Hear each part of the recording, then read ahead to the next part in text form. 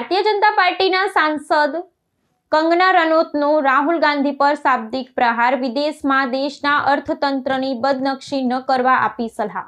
હિમાચલ પ્રદેશના મંડી સંસદીય ક્ષેત્રના પ્રતિનિધિ અને અભિનેત્રી કંગના રનૌતે નવી દિલ્હીમાં પત્રકારો સાથેની વાતચીતમાં કોંગ્રેસ નેતા રાહુલ ગાંધી પર આર્થિક અજ્ઞાનતાનો આરોપ મૂક્યો છે। તેમણે કટાક્ષ કરતા જણાવ્યું હતું કે જ્યારે પણ રાહુલ ગાંધી વિદેશ જાય છે ત્યારે તેઓ ભારતના વિકાસ અને વધતી જતી આર્થિક શક્તિ વિશે ભ્રામક માહિતી ફેલાવે છે।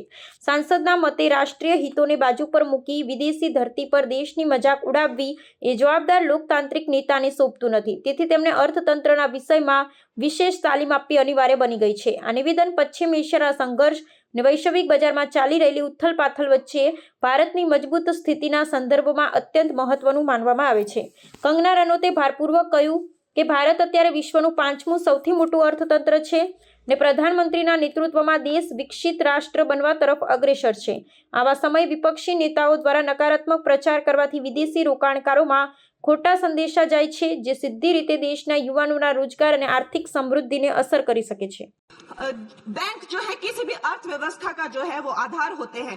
बैंकों की इतनी खस्ता हालत की हुई थी, 5% से लेकर 20% उनका सिर्फ मात्र रिकवरी रेट था।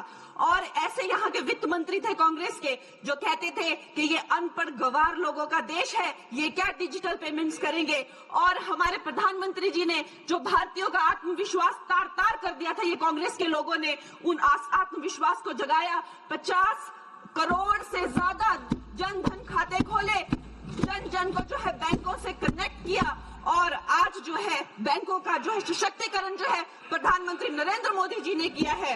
एनपीए का जो रेट है, मतलब जो नॉन परफॉर्मिंग एसेट्स थे कांग्रेस के टाइम पे 11.5% थे और अब